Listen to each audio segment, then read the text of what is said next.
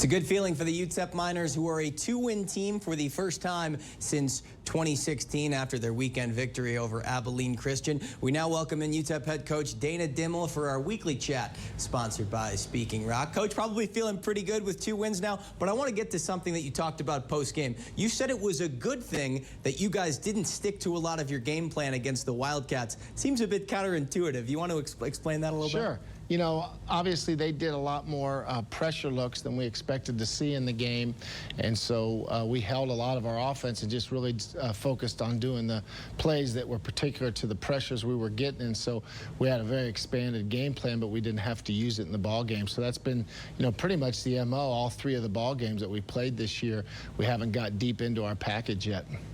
Are there some looks that maybe you're keeping in the chamber to save for later on in the season that maybe we could even see this Saturday now against UM? Absolutely. They're ready to go this weekend. Just depending on what happens with what's dictated in the ball game, it'll decide whether we use those plays or not. You know, but the nice thing is we're kind of doing the old Kansas State philosophy, and that's banking reps. You know, the more reps you bank, the better you get at execution. Right out of the gate, UM Monroe, not a great team defending the run. They were in the bottom half of the country, bottom 5 in the country of stopping the run all last season. Are you licking your chops at that number at all? Well, you know, I know they're doing a lot of things to get that fixed. You know, they got some good young players that are stepping up and doing some really nice things for them, and then they got some schemes to try to help keep their defense from getting run upon. And so I think they got a good plan, you know, to help restrict that. The numbers are a little bit skewed this year because they played Army, and there's not much you can do schematically to stop Army. It's just a tough preparation.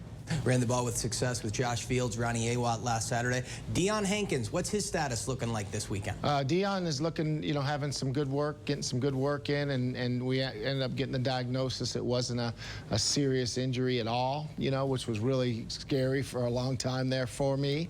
It was a long time as I was waiting for that X-ray and MRI to come back, and you know, he should be, as the week goes on, healthier and healthier for this ball game. Are you expecting him to play then on Saturday? Yes. Are you going to look to maybe turn him loose now with the porous run defense of UM Monroe? Is that something where he could be seeing the bulk of the carries? I'm looking for Dion to have a great game. You know, I'm hoping he'll have a great game, but I think, you know, do you see what Josh Fields can do?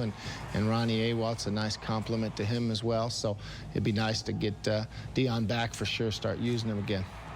Is there a specific number as far as carries that you're going to look to spread out among the 3? You know, again, Nate, it's so dependent upon what's dictated to us by what they're doing defensively on what we're going to do. You know, obviously, the first 3 games we've been trying to throw the ball more, you know, and develop our passing game a little bit more. So we'll just see what they're giving us, and we'll take what they give us. You've talked about starting